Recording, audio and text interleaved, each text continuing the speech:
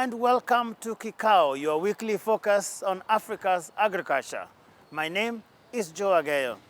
This week, we answer that big question. Is there a connection between global pandemics and conflicts in distant lands on the one hand, and the prices of food in the store or market near you? Let's now join Dr. Canisius Kanangire, the Executive Director of AATF, as he engages his panel on our topic for the week.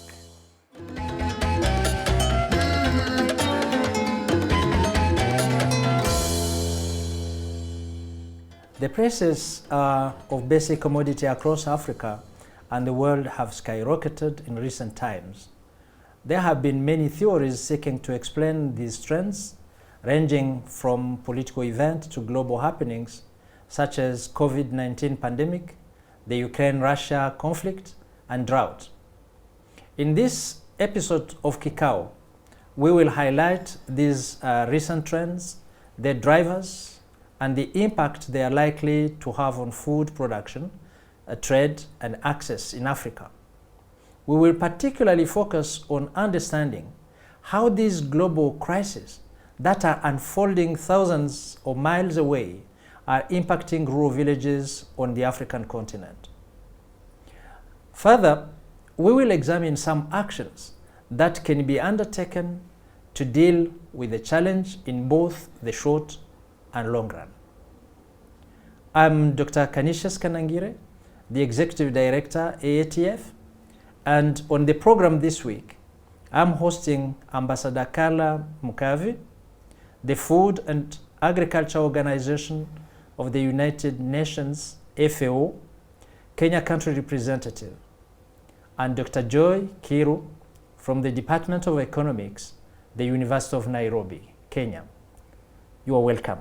Thank you. What would you say are the challenges people are facing on the African continent with the current rise of prices of basic commodities like food and fuel? First and foremost, of course, is the erosion of incomes. People are watching every day as their normal incomes are buying less and less than they used to buy before. And that means that you're talking about reduced incomes. We are likely to see increases in poverty. We are likely to see increases in starvation or inadequate food for people. And of course, if it's not checked, then if we follow that trend, then you're likely to see also impacts on health if the situation is not checked enough. And of course, if we still don't check it enough and we continue like this, citizens will be angry. We'll be staring at civil unrest, especially in the context of political happenings in some countries.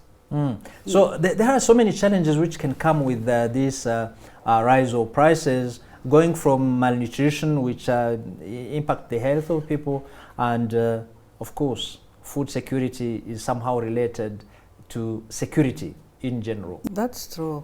Actually, the soaring of food prices and fuel is really impacting on food security and nutrition. Coming from the Food and Agriculture Organization of the United Nations, the last actually report, which we call the Global Report on Food Crisis, is already indicating that globally we're talking about 192 million of people that are really food insecure. Why are they food insecure? Even before really the war in Ukraine, this number was also there. So of course we are really working at the statistics, and surely it will increase. And this is because, again, about climate change, the impact of climate change. We see really prolonged drought, intense floods. In Kenya, where we are, actually, we just concluded, or we just controlled the invasion of the desert locust.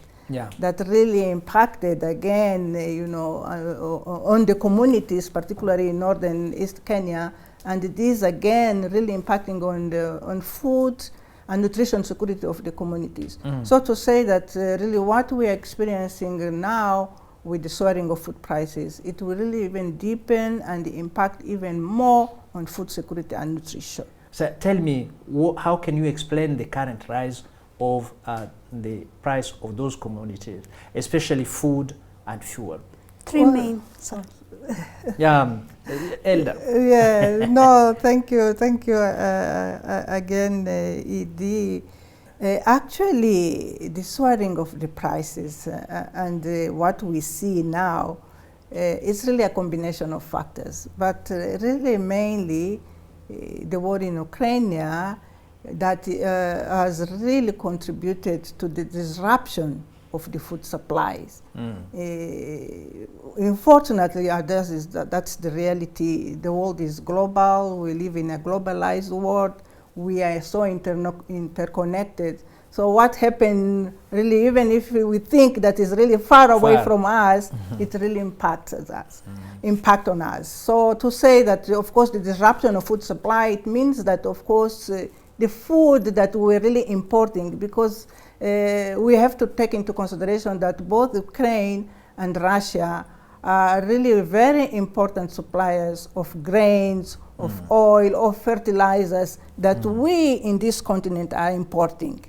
So, of course, with this disruption of food suppliers, with the restrictions of grains, of really cereals and oil, which means that is there are restrictions, they are limited, of course, possibilities of buying it, and then the food, of course, the prices increases. Yes. So this is what we are saying. I would really say, but mainly is really the disruption of food supplies, and we saw it also with COVID-19 when countries really started to restrict their, of course, exports to countries that were importing, and we are really importing in the continent around even 30%, and there are countries that are importing even more.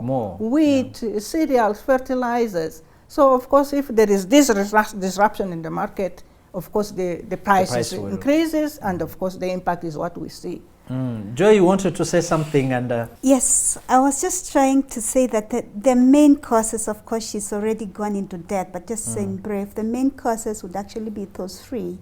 First, there is the climate change, the failed crops. You know, we just had a bad disruption by drought, meaning that we had our crops is on that failed, especially in Kenya, meaning that the food supply was low. That's one thing. The other thing is we're talking about the disruption by the COVID-19, the supply disruptions in terms of raw materials, and also now we are talking about imported inflation because of the high fuel prices. There's nothing we can do about the fuel prices here. It's like we are helpless. So we just get it at the price at which it is at, which is really going up sharply. Meaning that now the price, the cost of production is going high. And this is happening within such short spans, and also not the war in Russia, which just happened. And even before, when it was clear that Russia was going into war, the prices of oil even started reacting immediately, even before the war happened. And then now there's fertilizers and all that. The cost of fertilizer has really gone up in Kenya. 6,000 per bag is pretty high for a subsistence farmer, for a small-scale farmer. So all the combination of all those is a sharp increases in food prices, which is really, I want to call it a crisis, even though it's not being declared. It is indeed. And you talked about all this happening, and I would say the skyrocketing of the prices is a compounded effect of things which were already bad and which have worsened with the Ukraine-Russia war. But I want to come back to almost what you said to make it very clear. What can you say are the specific impact that this rise of price are having on the ordinary citizen of this continent? Hunger. Hunger. Exacerbating hunger, because she said there was already hunger. Yes, please continue. I was looking at the food price, just a normal basket of food from the Kenya National Bureau of Statistics. The statistics there, the normal food like the skuma wiki, the tomato, the cooking oil, and all that. Between 2021 and this time round, it's gone up by almost like 20%. On average, it was about 18%. But for some Yes, on average, the common basket for the normal mwananchi. We're not talking about meat here. We're not talking about luxurious things in quotes like eggs. Just the normal things that you go to the market and buy, the skuma wiki, the flour. You're talking about the bread. You're talking about the potatoes and all that. The common thing, it has gone up by almost, some of them is more than 20, but when you looked at the average, it was about 18% within such a short time.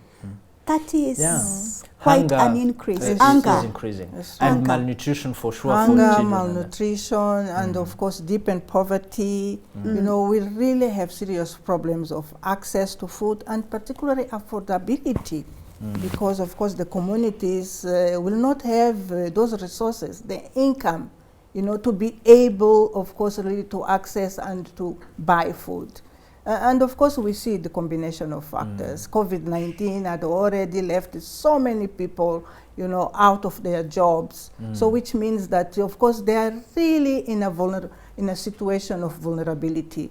So with the increase of really the food prices and the fuel, this will really deepen even more. So we will really see here a situation of really changing of maybe dietary. People will really, of course, have to drop maybe their, you know, one of their meals. Some of what, a meal. Because they will not afford, for instance, to have 3 meals a day. They will not be able to have, of course, nutritious food, which is somehow diversify. Maybe it will mean more resources in order to buy. So actually, at the end of the day, we'll see, you know, food insecurity deepening, in malnutrition, which is already acute. We are talking, for instance, in the world about 92, of course, thousand of kids under the age of 5 that are really malnourished. But there is another phenomenon that we really already see, particularly in the urban settings, which is obesity.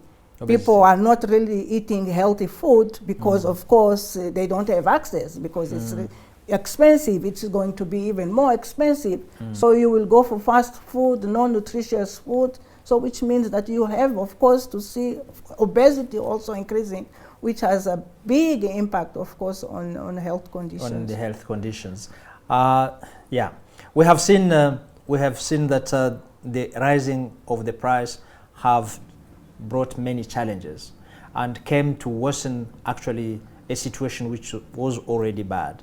And on the list of causes, we have a number of abiotic factors like climate, like climate mainly, but then we have also some biotic factors which come in. When you have drought, most of the times the pests which attack your crops are stronger and the devastation is bigger and the reduction of the yield is higher. So it is a combination. But then came COVID, which compounded all those difficulties. And after COVID, we now immediately have the war in Russia and Ukraine, which comes to worsen the situation. And I want to suggest that we have a break, and after the break, we will go to details of that interconnection of the world on this bad situation, how that war, which comes very far there, can have so bad impact on a villager somewhere in Kenya, in Mozambique, or in Rwanda.